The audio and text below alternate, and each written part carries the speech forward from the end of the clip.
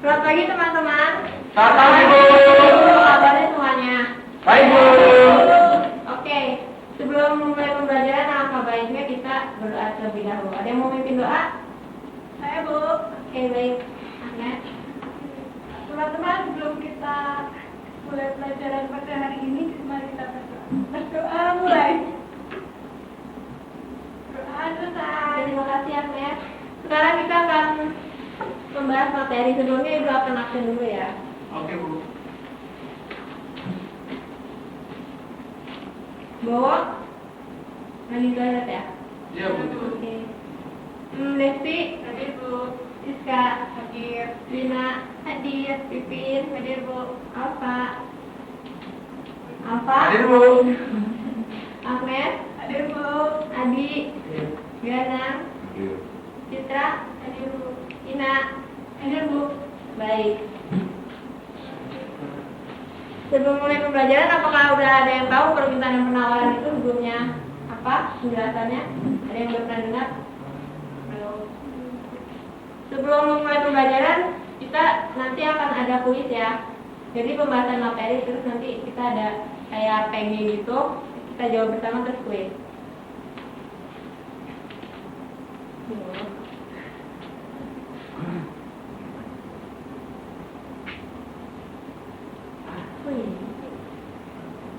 Nah, di sini ada indikator pembelajaran. Jadi indikatornya yang pertama ada mendeskripsikan pengertian dan hukum permintaan penawaran. Yang kedua ada jenis-jenis permintaan. Yang ketiga kita akan mengidentifikasikan faktor-faktor yang menguasai permintaan, dan yang keempat menggambarkan pusat permintaan dan penawaran. Nah, permintaan dan penawaran. Coba Desti deh baca. Permintaan adalah sejumlah barang yang dibeli atau diminta pada suatu harga dan waktu tertentu. Nah, di sini ada yang tahu contohnya seperti apa permintaan itu? Kayak, Bu. Coba. Misalnya ada suatu toko yang menjual banyak beras. Nah, saat harganya sedang turun, maka permintaannya banyak. Dan sedangkan saat harganya naik, maka permintaannya berkurang. Oke, itu benar ya contohnya. Coba kalau yang konsep penawaran. Pengertian penawaran itu sejumlah barang yang dijual atau ditawarkan pada suatu harga dan waktu tertentu. Ada yang tahu contohnya seperti apa? Saya, Bu. Apa itu? Contohnya ketika handphone tersebut tidak laku, akhirnya pemilik memutuskan untuk menurunkan harganya. Nah, baik.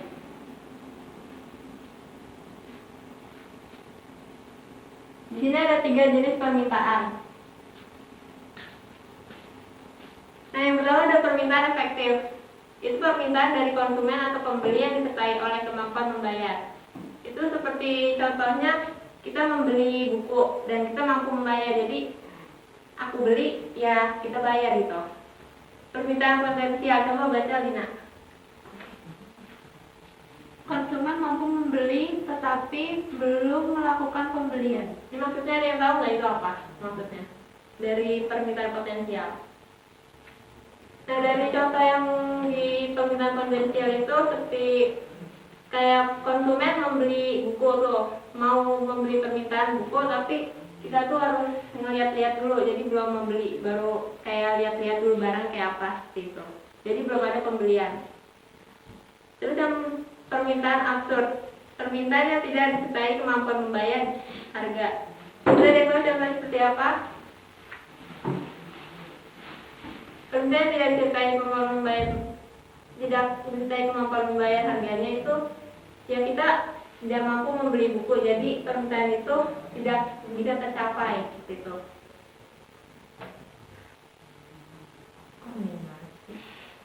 Ini hukum permintaan, ada yang mau baca? Coba ini ada yang tadi main HP aja nih. Fokus dong.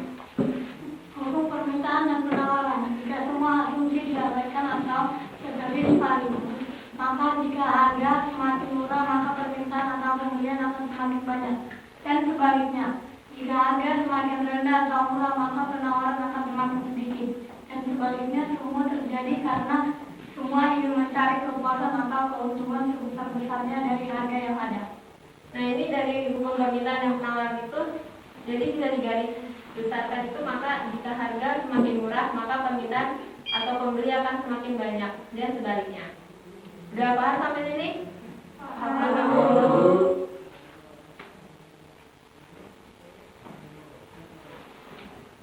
Selanjutnya ada faktor-faktor yang mempengaruhi tingkat permintaan. Yang pertama ada perilaku konsumen atau selera konsumen. Itu contohnya seperti kita mau membeli barang tuh, kalau zaman dulu tuh zamannya lagi handphone BlackBerry ya. Nah sekarang kan udah zamannya handphone Android. Jadi kan kayak konsumen itu udah malu gitu beli yang HP jadul gitu kan. Jadi permintaan sekarang tuh lebih banyak ke HP Android. Terus ini ada pendapatan atau penghasilan konsumen. Jadi pendapatan atau penghasilan konsumen itu seperti halnya saya nih guru, saya mendapat gaji saya besar, jadi saya bisa membeli apapun barang yang saya mau gitu. Nah terus ada perkiraan harga di masa depan. Oke, perkiraan harga di masa depan itu seperti halnya, ada yang tahu? Jadi kayak emas kan makin tahun ke tahun kan makin mahal ya. Jadi permintaannya juga kan akan naik. Terus yang terakhir ada banyaknya atau intensitas kebutuhan konsumen. Nah di sini ada yang bisa jawab pertanyaan? Coba dibaca deh Christine. Sejumlah barang yang dibeli atau diminta pada suatu harga dan waktu tertentu disebut. Ada yang bisa jawab? Coba kita cek.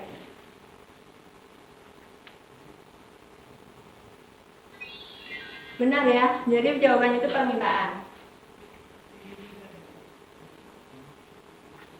Nih, ini di sini ada kurva permintaan. Coba Dana. Kurva permintaan. Akibat dari adanya hukum permintaan tersebut, kurva permintaan menjadi miring dari kiri ke atas ke kanan bawah. Sehingga kurva permintaan dikatakan mempunyai kemiringan negatif karena variabel-variabel yang bekerja dalam permintaan bekerjanya berlawanan arah. Nah, di sini udah jelas belum dari kurva yang dibuat di tabel ini? Nah, sama yang ini. Kurva ini sama tabel ini. Ada yang bisa jelasin nggak? Di sini gampang ya, bisa dilihat dari yang A di bawah sini terus 4.500 berarti ininya ke 140 kg. Seperti itu ya kurva permintaan. Nah, untuk kurva penawaran, apa baca? Kurva penawaran mempunyai kemiringan positif, artinya variabel-variabelnya bekerja dalam arah yang sama. Bisa jelasin nggak untuk kurva ini sama masuk ke tabel itu? Nah, kalau kurva permintaan itu jumlah barang yang dibeli atau diminta pada suatu harga dan waktu tertentu. Iya. Oke, seperti itu ya. Di sini ada soal lagi nih, ada yang bisa jawab nggak? Yang biru atau yang merah? Untuk hukum permintaan, kurva permintaan itu. Yang merah atau yang biru? Ada yang bisa jawab? Merah. Dicek ya.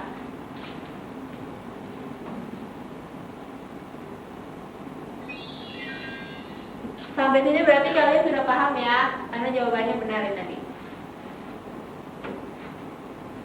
Nah, dari yang tadi kita bahas, di sini Ibu akan mengasih tugas. Nah, tugasnya itu kalian membuat faktor-faktor yang mengaruhi penawaran. Di sini kalian bisa cari melalui handphone atau buku-buku di perpus. Terus yang kedua, melakukan kajian atau analisis hubungannya dengan grafik kurva permintaan dan penawaran. Untuk mereview materi yang tadi, apa sih permintaan itu?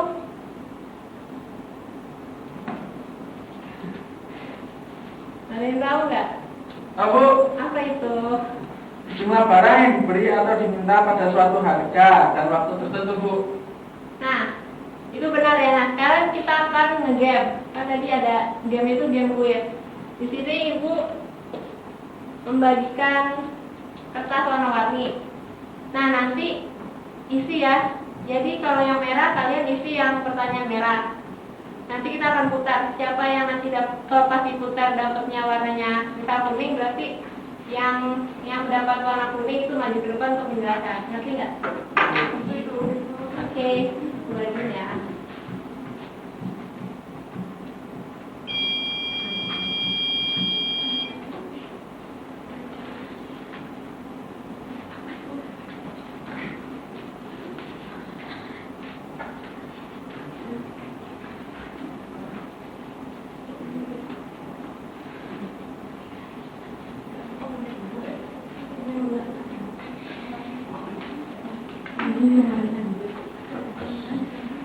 sini Ibu kasih waktu 5 menit ya untuk menjawab pertanyaan ini.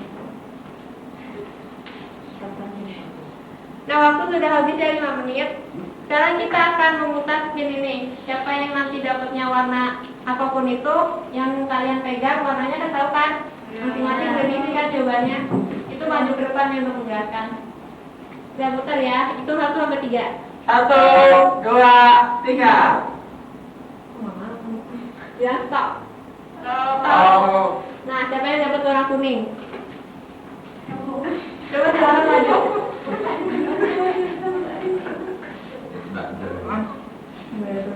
Tidak ada kami. Coba dijawab pertanyaannya. Pengertian penawaran itu sejumlah barang yang dijual atau ditawarkan pada suatu harga dan waktu tertentu. Nah, itu benar ya. Terus kasih close.